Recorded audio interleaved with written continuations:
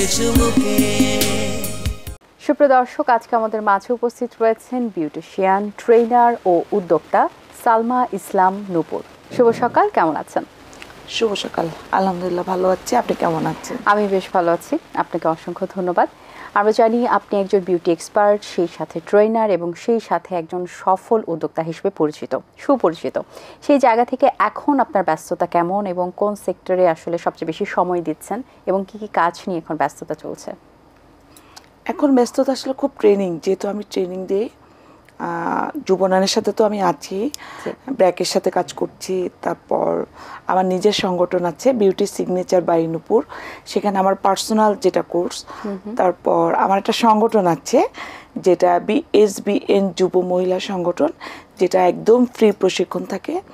এই চারটা সেক্টর বলি বা চারটা সংগঠন বলি বা প্রতিষ্ঠান বলি, এগুলোর সাথে ট্রেনিং নিয়ে খুবই ব্যস্ততা, খুব রেস্ট যাচ্ছে। আচ্ছা, আপনি বলছিলেন ফ্রি প্রশিক্ষণের ব্যবস্থা আছে সেখানে, সেক্ষেত্রে তো নিজের উদ্যোগে অনেক খরচের কিছু বিষয় থাকে এবং আর্থিকও কিছু বিষয় থাকে। আসলে নিজের ভালোবাসার জায়গা থেকেই করছেন নাকি কোনো সহযোগিতা পেয়েছেন কোনো সংগঠন থেকে? না, আমি কোনো সহযোগিতা পাইনি, সম্পূর্ণ নিজ উদ্যোগে। নিজ উদ্যোগে এবং ভালোবাসা, ভালো লাগার থেকে এটা আসলে করা। বিজনেস একটা জিনিস যেটা আমরা আর্ন করি, আর সংগঠন হলো আপনার 1 টাকা থাকতে হবে, নাহলে আপনি সংগঠন চালাতে পারবেন না। সংগঠনটা কেন করে মানুষ? যারা মানসিকভাবে যে নিজেকে সমাজের কাজে নিয়োজিত করবে, হ্যাঁ, স্বেচ্ছাসেবী কাজ যেটাকে বলে, তো সেই থেকেই মানে ভালো লাগার থেকে যে কারোর জন্য কিছু করব, ওই ভালো লাগা থেকেই হলো আমরা আমার যে সংগঠন BSBN যুব মহিলা সংগঠন, সেটা আমরা সামাজিক কাজ করি। এবং সেটা শুধু ট্রেনিংয়ে যে আমরা দিয়ে থাকি ফ্রি তা না, আমাদের এই সংগঠন থেকে বিভিন্ন সামাজিক কাজ হয়ে থাকে।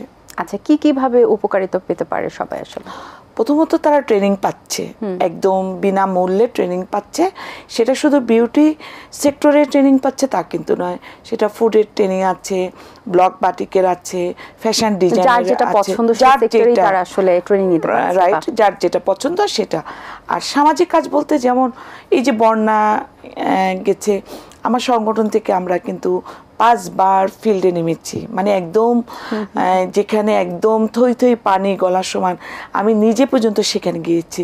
তো এরকম মানে বিভিন্ন, যখন আমাদের যেই কাজটা আসে, সামাজিক যে কাজটা আসে, যেমন শীতের সময়, আমরা এই কাজগুলোই আমাদের সংগঠন থেকে করে থাকি যতটুকু পারি। আচ্ছা, আপনি খুলনার মেয়ে, চট্টগ্রামের বউ এবং থাকেন কুমিল্লাতে। সো এই 3টা জায়গায় আপনার আসলে বিরাজমান আপনি এবং যাতায়াত করা হয়। সো সবচেয়ে বেশি প্রিয় কোন শহর এবং তার পাশাপাশি হচ্ছে নিজেকে আসলে কোন পরিচয়ে পরিচিত করতে সবসময় পছন্দ করেন? আসলে আমার খুবই ভালো লাগে এখন কুমিল্লাতে, যদিও আমার জন্ম খুলনায়। আমার খুলনা ছাড়তে হয় 2002 সালে। তো এই তারপরে থেকে আমি বাইরে বাইরে কাজ করি। আমি 11তে কুমিল্লাতে আসি। 11তে আসার পরে আমার কাজকর্মগুলা এত আমি মানে জড়িয়ে যাই বিভিন্ন কাজের সাথে, মানে সব জায়গা থেকে আমার কাছে মনে হলো কুমিল্লাটা থাকা, খাওয়া, মানে আসা যাওয়া, বাস স্ট্যান্ড বা লাইফ স্টাইল আমরা যেটাকে বলি, সেটা খুব আরামদায়ক। এই জন্য কুমিল্লাই ভালো লাগে। আচ্ছা, বেশ। কিন্তু খুলনার মেয়ে হিসেবে খুলনার কোন ঐতিহ্য আপনাকে সবচেয়ে বেশি টানে? খুব বেশি মিস করি আমি ফালুদা, যেটা অন্য কোনো জেলাতে আমি পাওয়া যায় না, ইভেন ঢাকাতেও না, কোথাও না। ওইখানে গেলে আমি ফালুদাটা খুব খাই এবং আমার খুব পছন্দ, কারণ অরিজিনাল যে ফালুদা আমরা বলি সাবু দিয়ে, সেটা খুলনায় হয়, এটা মিস করি। আচ্ছা, খুলনাতে তো ইফতারের ফালুদা হিসেবে নেওয়া যেতে পারে। এবার জানতে চাই একটু চট্টগ্রামে, আসলে আপনি চট্টগ্রামের বউ, তো সেখানে আপনার অনেক দায়িত্ব থাকে। সো ইফতারে আসলে কি কি আয়োজন থাকে যেটা একদম খুব ফেমাস চট্টগ্রামের? চট্টগ্রামের যে ইফতারিটা, সেটা হলো একদম সব কিছু নিয়ে একবারে মাখায়। এটা সম্ভবত ঢাকাতেও হয়, সব কিছু একবারে, ছোলা, মুড়ি, পেঁয়াজ মানে ভাজা পোড়া হালিম টালিম যা আছে মিষ্টি আইটেম এগুলো দিয়ে একবারে মাখিয়ে চট্টগ্রামে খাওয়া হয়। এটা চট্টগ্রামের একটা ফেমাস, বাট এটা আমার পছন্দ না। আপনি বিউটি পার্লার দিয়েছেন এবং সেই সাথে আপনি বিজনেস ওমেন, সো সেই জায়গা থেকে অনেক চ্যালেঞ্জের সম্মুখীন তো হতে হয় এবং এটা খুব সহজ একটি বিষয় নয়, এবং স্পেশালি যদি বলি নারীদের জন্য একটু চ্যালেঞ্জের মোকাবেলা করতে হয়। সেই জায়গা থেকে কি কি বাধা আপনি অতিক্রম করেছেন এবং এই চ্যালেঞ্জটা কিভাবে আপনি অ্যাকসেপ্ট করে এখন সাকসেসফুলি লাইফে এগিয়ে যাচ্ছেন? প্রতিটা সাকসেসের পিছনে গল্প থাকে, যেহেতু এর আগেও আমি এসেছি সেই গল্পটা বলেছি। এখন যেটা বলবো, আমরা আসলে নারীরা যখন কাজ করি সেটা আমাদের, আপনিও একজন নারী, আমাদের বাধা থাকবেই এবং এখন অবধি বাধা আছে, সেটা ঘরে বলি বাইরে বলি বা আমার সেক্টরে বলি। এখন আমার কাছে যেটা বাধা, আমার যে সেক্টরটা, যেমন আমরা যারা আছি কুমিল্লাতে, আমরা যে কয়জন উদ্যোক্তা আছি বা আমি যেটা যুব উন্নয়নে আছি একজন ট্রেনার হিসেবে আছি, তো আলহামদুলিল্লাহ এখন পর্যন্ত আমাকে কুমিল্লার সবাই খুব ভালোভাবে পজিটিভভাবে একজন সফল উদ্যোক্তা হিসেবে আমাকে চিনে। এটার ক্ষেত্রে আমার যেটা কুমিল্লায় কিছু উদ্যোক্তা আছে তারা আমাকে প্রতিনিয়ত হ্যাম্পার করতে চায়, আমাকে ডিস্টার্ব করে। তো আমি কখনো কখনো একটু অভিমান করি, আর করব না, কাজ করব না, বা তার এগেনস্ট অন্য কোনো কিছুতে যাই, আবার কখনো একদম সাইলেন্ট হয়ে যায়, যাচ্ছা করতে থাকুক। তো আমি একটা ফল মানে রেজাল্ট পেয়েছি, আমাকে যতবার বাধা করে, মানে এটাকে আল্লাহর তরফ থেকে আমি জানি না, ততবার আমার ভালো কোনো একটা কাজ চলে আসে বা আমি কোনো একটা ভালো কাজের সাকসেস হয়ে যাই। এই জন্য ওগুলা এখন মানে ম্যাটার করে না, আসলে এগিয়ে যাওয়ার ক্ষেত্রে সেটার বাধা হয়ে দাঁড়ায় না, নিজেকে মানিয়ে নেওয়া হয়ে গেছে। আচ্ছা, আপনার বিউটি পার্লার সিগনেচার বাই নূপুরে কি কি সার্ভিস রয়েছে, এবং আরেকটু বিষয় যেটা জানতে চাই সেটা হচ্ছে পার্লারে যেটা মোস্ট ইম্পর্টেন্ট সেটা হচ্ছে প্রোডাক্ট কি কি ইউজ করা হচ্ছে, এবং প্রোডাক্টের উপরে কিন্তু স্কিনের অনেক কিছু ভ্যারিয়েশন থাকে। যখন কোনো কাস্টমার সার্ভিস নিতে আসে আপনারা কোন ধরনের প্রোডাক্ট আসলে স্কিনের উপর ডিপেন্ড করে অ্যাপ্লাই করেন কিনা, বা আপনার কি পরামর্শ থাকে যারা আপনার ওখানে কাজ করে তাদের জন্য?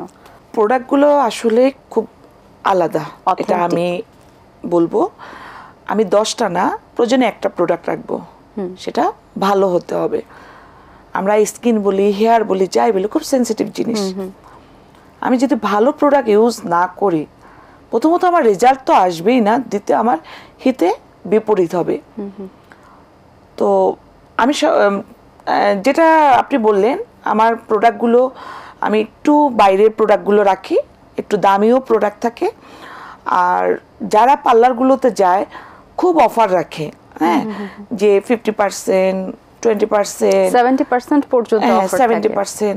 তো আমার এটা থাকবে যে আপনারা অফারে আসলে যাবেন না, কারণ অফারে যখন যাবেন হয়তো বা অন্য পার্লার মালিকরা আমার এই এপিসোডটা দেখলে একটু করবে। অফারে যখনই যাবে ওখানে কিছু না কিছু একটা থাকবেই, হয় প্রোডাক্টের মান ভালো থাকবে না, বা প্রোডাক্টের এক্সপায়ারি ডেটটা খুব কাছাকাছি এসেছে, এর জন্য তারা অফারে ছেড়েছেন। এই জন্য একটু বেশি যদি কোথাও যায়, আমার মনে হয় সেইখানে যাওয়া তাদের জন্য ভালো, আর এটাই আমি সাজেস্ট করব। এবং সার্ভিস কি পাচ্ছেন কাস্টমাররা? এভরিথিং, আমার এটা তো এভরিথিং। আপনি কোন সার্ভিস নেবেন, ফেশিয়াল হতে বউ সাজ, পেডিকিউর, ম্যানিকিউর, ট্রিটমেন্ট, যা যা আসলে প্রয়োজন হয় মেয়েদের, সব যা প্রয়োজন। আচ্ছা, ঠিক আছে। সো এখন যেহেতু একটা ব্যস্ত সময় পার করছেন, অবসর সময় কি পাওয়া হয়, হলে কি করা হয়? অবসর সময় তো আসলেই পাওয়া যায় না। আমার সকাল থেকে একদম ঘুমানোর আগ পর্যন্ত টাইমটা ফিক্সড, আমি কখন কোন সময় কি করব। তো সারাদিন তো ট্রেনিংয়েই ব্যস্ত থাকি। সন্ধ্যার পর যখন বাসায় আসি, অবশ্যই বাচ্চাদের আগে ওদের খাবার দাবারের ব্যবস্থা করি, পরের দিন কি রান্না করব। ওই ফাঁকটায় যখন আমি একটু 1 থেকে 1.5 ঘন্টা সময় পাই, যদি ভালো লাগে গান শুনি, আর না আমার কিছু গাছ আছে, হ্যাঁ, ইনডোর, তারপর বেলকনিতে সবজি এবং ইনডোরে কিছু পাতাবাহার, এগুলো যত্ন নিই। আর যেদিন সকালে সময় পাই ওই দিন আমি সকালে গাছগুলোর যত্ন নিই। এই সময় যতটুকু পাই গাছের যত্নটা আমার নিতে হয়। আচ্ছা, এর আগেবার যখন আপনি এসেছিলেন এবং চাকরি নিয়ে কথা হয়েছিল, তখন আপনি কিন্তু বলেছিলেন আপনি চাকরি পছন্দ করেন না, এখন করছেন কেন, বা এখন কতটা ভালো লাগছে?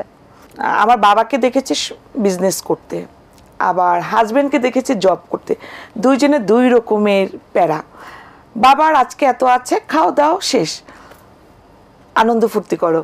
হাজব্যান্ডের যেটা একটা লিমিটেড, কিন্তু তাদের যে অফিস, আমার হাজব্যান্ডের যেটা অফিস প্যারা দেখি বসদের, ওই থিওরি থেকে আমার মাথার যে কখনো জব করব না, আমার নিজের একটা প্রতিষ্ঠান হবে, হোক সেটা পানের দোকান। যাই হোক, যেহেতু আমি যুব উন্নয়নের প্রশিক্ষিত ট্রেনার, যেহেতু ওনাদের একাধিক ট্রেনিং নিয়ে আমি ওনাদেরই ট্রেনার হয়েছি, প্রশিক্ষিত ট্রেনার হয়েছি, যখন ওনারাই আমাকে অফার করলেন, তো ভাবলাম যে এটা তো পার্মানেন্ট না, আমি কিন্তু যুব উন্নয়নের পার্মানেন্ট এমপ্লয়ি না। তো তখন আমি করলাম যেটা তো পার্মানেন্ট না, আমাকে তো 9টা 5টা অফিস করতে হবে না, ওনাদের একটা শিডিউল আছে যে এই টাইম তোমাকে আমাদের ক্লাস শেষ করতে হবে, তাহলে অন্য টাইমে আমি অন্য কাজ বা আমার অন্য ক্লাসগুলো করতে পারি। তো আমার ভাগ্য ভালো যে স্যার আমাকে যুব উন্নয়নের ফার্স্ট ট্রেনিংয়ের জন্য অফার করেন, উনি জাহাঙ্গীর স্যার, রাজশাহীতে আছেন এখন। তো ওনাকে আমি 3-4 মাস পেয়েছি। তারপরে প্রতিটা এই এত বছরে যত স্যার এসেছেন, আমি আসলেই লাকি যে আমার স্যারগুলা খুবই মানে কি বলবো শ্রদ্ধাভাজন স্যার, ওনারা আমাদেরকে স্নেহ করে এবং এত মানে একটা অফিসের যে চাকরি এত আরামদায়ক হয়, এটা এই স্যারদেরকে দেখলে আমরা সেটা মানে আমি ব্যক্তিগতভাবে সেটা আমি বুঝতাম না। বিশেষ করে আমার এখন যে 2 স্যার আছেন, যেটা ডিডি শামসুজ্জামান স্যার জেলাতে বসেন এবং উপজেলা আছেন মোহাম্মদ রাশেদুল জামান স্যার, মানে ওনারা আমাদেরকে গাইডলাইনটা এভাবে করে যে এটা তোমাদের শিখতে হবে, করতে হবে, মানে একটা প্যারা যে দেওয়া ওইটা না, বরং আমি মান অভিমান করি, আমার মান অভিমানটাই স্যাররা আরও ভাঙান আর কি। তো আসলে এই জন্যই এখনো পর্যন্ত আছে আর আনন্দ পাই কাজটা করে। আচ্ছা, একজন বিউটি এক্সপার্ট হিসেবে আসলে মেয়েদের জন্য এই সময়টা, যেহেতু রমজান মাস এখন, সো রমজান মাসে দেখা গেছে মেয়েদের জন্য স্পেশালি অনেক বেশি কাজের একটা চাপ থাকে, বাসা সামলানো এবং স্পেশালি যারা কর্পোরেট চাকরিটাও করেন সব কিছু ম্যানেজ করা, সেই জায়গা থেকে তাদের স্কিনে বা সব কিছু মিলিয়ে যত্ন নিতে পারেন না, তাদের উদ্দেশ্যে ছোট্ট করে কি পরামর্শ দিতে চান? যত্ন তো অবশ্যই নিতে হবে, তার আগে প্রচুর পানি খেতে হবে, ফ্রুটসও খেতে হবে। আমি বলবো সারাদিন যদি আর কিছুই, যারা বাইরে আমরা যাই, রেগুলার বাইরে কাজ করি, যখন আমরা বাসায় ফিরবো স্কিনটা আমাদের একদম প্রপারলিভাবে ক্লিন করতে হবে। যদি অন্য কোনো কিছু নাও পাই, ফেস ওয়াশ দিয়ে আমরা ক্লিন করে, আমরা যে ফ্রুটস খাই, আমাদের তো ঘরে কোনো না কোনো ফ্রুটস থাকে, আর কিছু না হোক শসা টমেটো এই 2টা থাকে, এই 2টা যদি কিউব করে আমরা আইসের যে বক্স এটা রাখি, এটা যদি একটু আমরা স্কিনে অ্যাপ্লাই করে মুখটা ধুয়ে ফেলে, আমাদের যে সারাদিনের যে ডাস্টটা সেটা আমাদের ক্লিন হয়ে যাবে এবং স্কিনটা একটু গ্লো করবে। আচ্ছা, অসংখ্য ধন্যবাদ আপনাকে, খুব ভালো লেগেছে কথা বলে। গল্পে আড্ডায় আসলে সময় শেষ, যেতে হবে। অসংখ্য শুভকামনা আপনার জন্য রইল, ভালো থাকবেন সব সময়। ধন্যবাদ আপনাকে। আপনাকে ধন্যবাদ, খুব সুন্দর করে কথা বলেছেন, ভালো থাকবেন। দর্শক, আশা করছি আজকের আয়োজন আপনাদের ভালো লেগেছে। আজ এই পর্যন্তই, আপনাদের সঙ্গে দেখা হবে আগামী পর্বে নতুন কারোর সঙ্গে। সেই পর্যন্ত ভালো থাকুন, সুস্থ থাকুন এবং এটিএন বাংলার সাথেই থাকুন। আল্লাহ হাফেজ। দিন আসে দিন যায়, সময়টা চলে যায়, তবু আছি এই বেশ ভালো। জীবনটা রঙময়, যেভাবেই হওয়া চাই, নয় কভু সাদা কালো। এই আশাতে স্বপ্ন ভাসে, সুখ হাসে চোখে মুখে, চায়ের চুমুকে।